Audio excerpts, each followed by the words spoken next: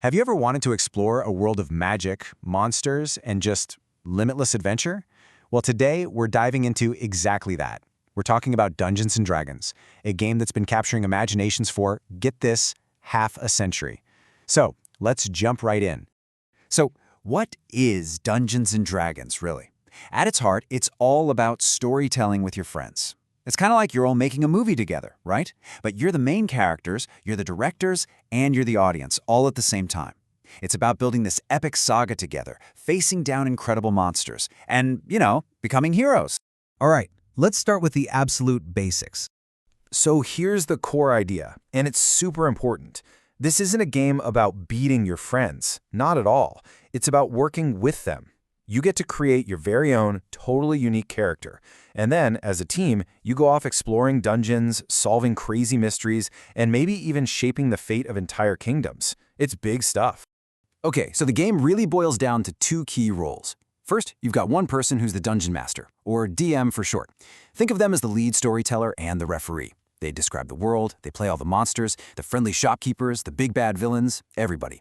It's a huge job, because they're creating a living, breathing world that actually reacts to what you do.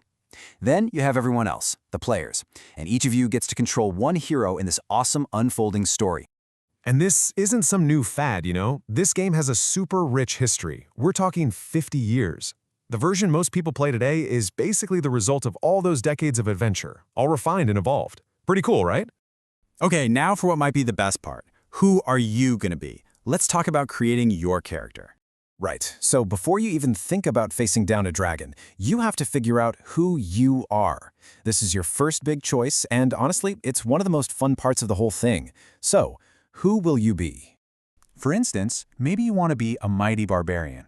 We're talking about a warrior who just channels this pure primal fury on the battlefield. It's all about raw power, incredible strength. You're basically an unstoppable force of nature. Now, the key to the barbarian is their rage. But don't just think of it as, being angry. It's deeper than that. It's more like you're channeling the ferocity of a lion on the hunt, or the pure fury of a hurricane. It's this primal power that lets you pull off these absolutely incredible feats of strength and survival. But hey, the options are, wow, they're vast. These different hero types are called your class, and that basically decides what you can do and what your role in the team is. Maybe you're not a barbarian. Maybe you're a ranger, a master of the wilds with a loyal animal companion.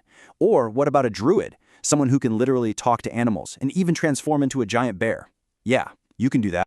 Or maybe you see heroism a little differently. Maybe you're a paladin, a holy warrior bound by an oath. You're not just swinging a sword, you're blending that with powerful divine magic. You become this beacon of hope, mending wounds, smiting evil, and protecting your friends at all costs.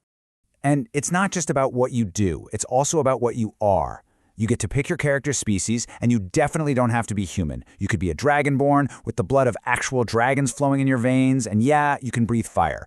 Or you could be an elf, a dwarf, a half-orc. The list goes on, and each one comes with its own cool history and abilities. All right, so you've got this amazing hero. Now what? How does the game actually work? Let's get into it.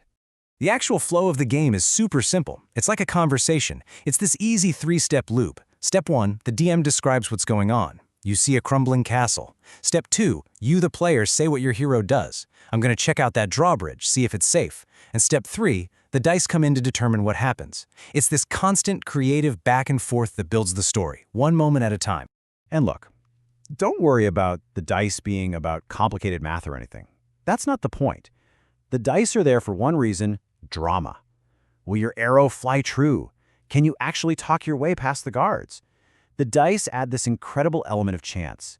It means even the most perfect plan can go sideways in the most hilarious way, and that's half the fun. And the stuff you can do? Oh, it's way beyond just swinging a sword. Your character might learn to wield incredible magic, literally bending reality to your will. We're talking about things like summoning a massive storm to protect a town from an invading army. It's epic. And magic is so much more than just a weapon. Think of it like a giant toolbox for your imagination. It's not just about fireballs. You can use spells to solve tricky puzzles, to magically persuade a guard to let you pass, to fix a broken bridge, or even to create a cozy, safe place for your friends to rest for the night.